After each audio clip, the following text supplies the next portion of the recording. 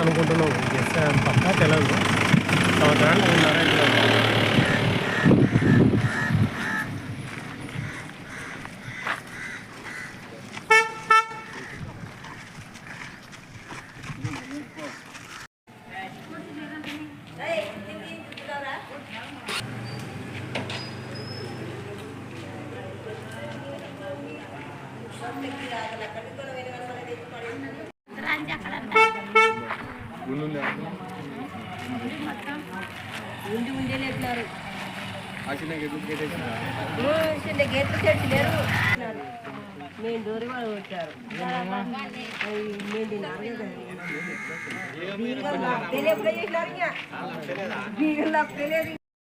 నేను ఇక్కడ పూజారిగా చేస్తుంటాను.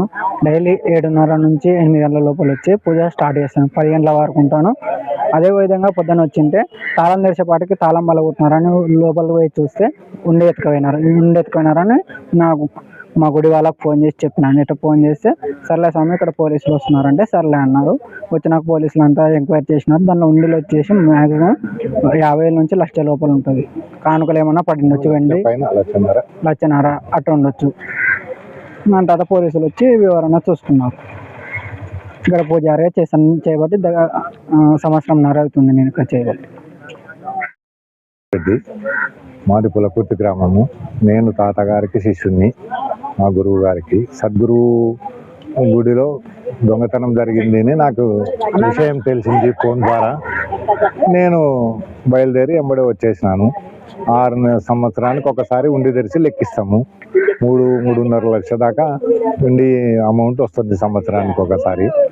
ఇప్పుడు 6 నెలలు అయింది దాన్ని తీసి లెక్కించి. ఈ 6 నెలలలో మొత్తం 1.5 లక్షల వరకు ఉండొచ్చు దాదాపు. కాబట్టి దీని గురించి చర్య తీసుకోవాల్సినదని కోరుతున్నాను. అంతే కదా.